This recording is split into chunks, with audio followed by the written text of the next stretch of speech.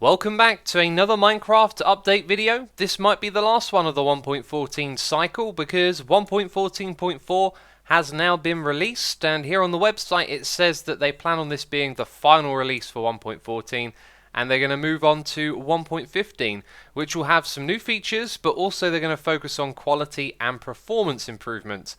That might mean that 1.15 overall will be a bit of a smaller update, but that's just me speculating and thinking on it. This video is all about 1.14.4. As you can see, there is a big list of changes and bug fixes as well.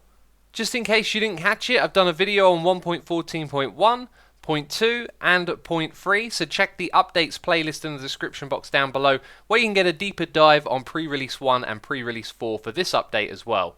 This video, however, will be a little bit different than my normal update video style because we have 6 pre-releases worth of bugs and feature changes and whatnot to get through. So a lot more of the explanations in this video are going to be very brief and to the point.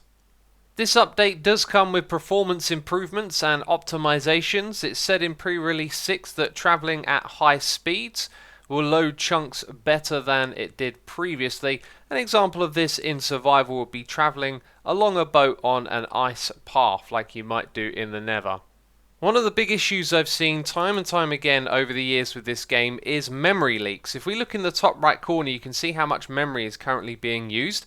And if you spend a lot of time in the client logging out of worlds, logging back into them, same for the server, slowly you can start to accumulate junk in the memory that doesn't get cleared out, and then eventually that can bring the game to a halt and you have to restart the client. It's a bit of an annoyance, but supposedly with this update we should never see that problem happen again.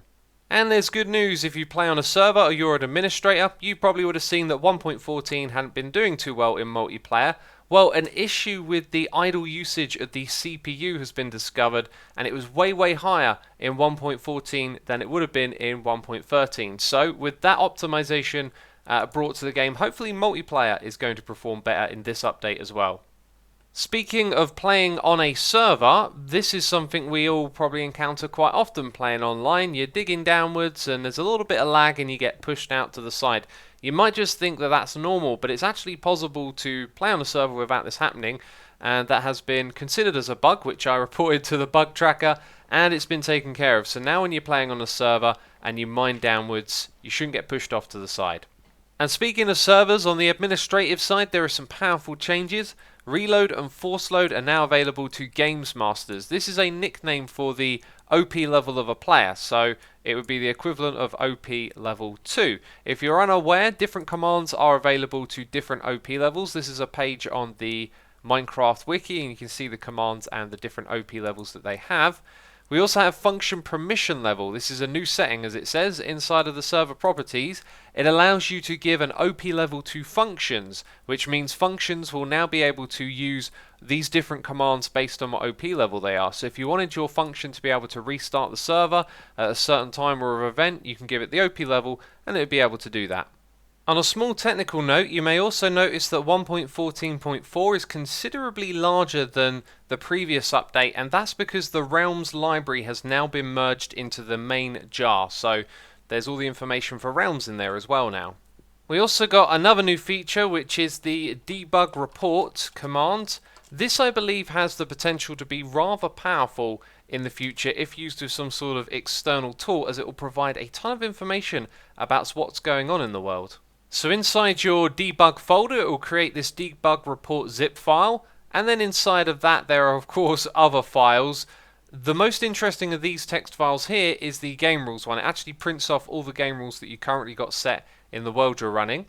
And inside of the levels folder, you go into Minecraft and you can actually get a report from each of the dimensions separately, which is really cool. And inside of here there's a bunch of files. Entities has all of the entities that are running in your world and additional information about them. Block entities are for things like mob spawners and chests, as you can see here, and then there are some additional stats as well. And all of this stuff right here I think could be really helpful in determining what's going wrong in a world when you have some lag or some issues. As of right now though, it is a bit of a mess to look at, which is why I think you probably need an external tool to help you go through all this information. And now a couple of quick things. Ping the Human has been added to the list of text that can appear next to the Minecraft logo. And if you play on Realms, the player activity button, which is greyed out in this screenshot, will actually be removed entirely from Realms. A small bug caused the direct connect not to work if you were to press enter on the URL instead of clicking on join server. And in this game there's what's known as Unicode Characters, which are used for languages that have special symbols in them or special lettering, and there were a few missing from a couple of languages, so those have been added in and are now supported. Now in this update there are quite a lot of changes to Villagers. They've been tweaked and rebalanced to some extent, and we're going to go through the large list of things to do with them later on in this video. First of all, I'm going to breeze through tons of the bug fixes and take a moment just to say, if you're enjoying the video and you're not subscribed, then consider doing so. This is probably the last video that I'm doing on 1.14, as I believe 1.14.4 is going to be the last thing that Mojang do before moving on to 1.15. So if you want to catch all of the information about that in the future, then make sure you subscribe. So on to the bug fixes. This is just a reoccurring one from 1.13, but when you're using a bucket with a fish inside of it and you place that fish back into the ocean, it was unfortunately counting them towards the mob cap, which it shouldn't do. If you picked up a mob in a bucket and you put it back in the water, it should be separate from that mob cap, which it now is again. It was possible to drop concrete powder onto a waterlogged slab or any type of waterlogged block, and it would erroneously replace that block with the concrete it was trying to make. This is no longer possible, as that's been removed. If you have a tamed fox, they can of course attack any creatures that you attack in the world. However, if you attacked yourself, the fox would then attack you. That's not going to be possible anymore. And it might not be obvious in this video, but it had been spotted that chacha leaves could create like a dark brown tint. It's really quite ugly, and that's been taken care of. Chacha leaves will now look nice and green and fresh. It is also stated in pre-release 7 that the rendering of leaf blocks should be significantly better, and also I got a tip from one of the developers. If you go into the settings and mess around with biome blend, it's possible that this influences the performance of your game based on your hardware configuration. So if you're trying to get better frames, maybe mess around with the biome blend option and hopefully you'll get better performance from the game. Giving a brown mushroom poppies to make a suspicious stew would have given you speed, but now it's been changed to give you night vision. Because of this change, it meant that some villagers were still trading suspicious stews that would give you the speed effect. You can no longer get speed from a suspicious stew when trading with a villager. The zombie sieges that were re-added to the game could take place even when mob spawning was set to false, and they could take place on mushroom islands as well. Neither of these things will happen in this update. Zombie sieges will now also comply with regular mob spawning rules, so that means if you've placed down torches to light up the area or you've put slabs into place, the zombie sieges won't spawn on top of them, so you can protect your villages. Pillagers have had their pathfinding improved, including not knowing where to go when they're on top of waterlogged slabs, which is kind of amusing. There was also an issue with the pillager texture in the shoulders. As you can see from this screenshot, the correction has been made. End cities and end ships could also generate with parts of them missing, and this was due to where chunk borders were and them not generating over the chunk border. This should be corrected in this update.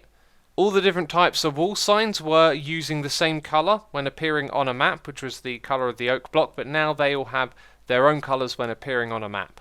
And for some reason or another, rabbits were able to spawn on any type of block during this update, and it's now been reverted back to how it used to be. They can only spawn on sand and on grass. There was an issue with mob cages that stopped silverfish spawning from them, and also endermites, which of course you can't find in survival Minecraft, but it stopped those as well.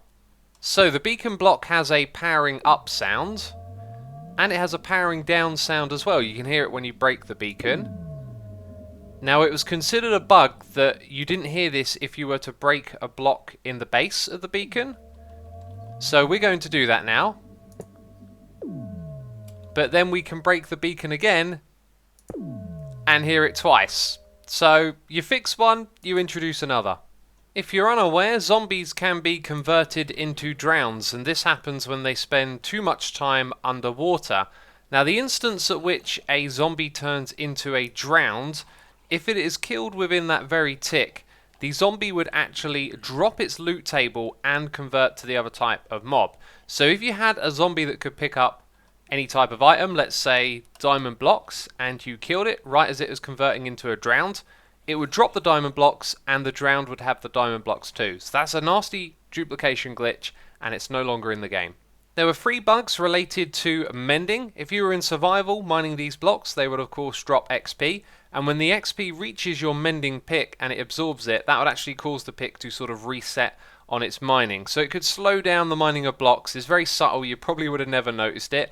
This also affected bows and crossbows. If you were drawing and the XP reached you, the mending would kick into effect and actually set the bow or the crossbow back to its normal state, so it would sort of slow you down. Those things have been taken care of and they're not going to be in this update. And last of all, when it comes to mobs, the wolf wasn't using its AI correctly when it was attacking other creatures, so the game should perform slightly better when these things are trying to attack other mobs. So all that's left now are the things related to the villagers. We're going to go through their bug fixes first of all, and of course there has been optimizations to the way they perform in the game and their AI and pathfinding and all of that good stuff. The first bug though is related to them not picking up items, so when they go and harvest crops they would move on to the next one too quickly and not take the time to pick up the crop. So villagers have an inventory, and this means that they can pick up items like you saw just there. And when their inventory was full, it was causing any other item they would try and pick up to turn invisible, yet it would still be in the world.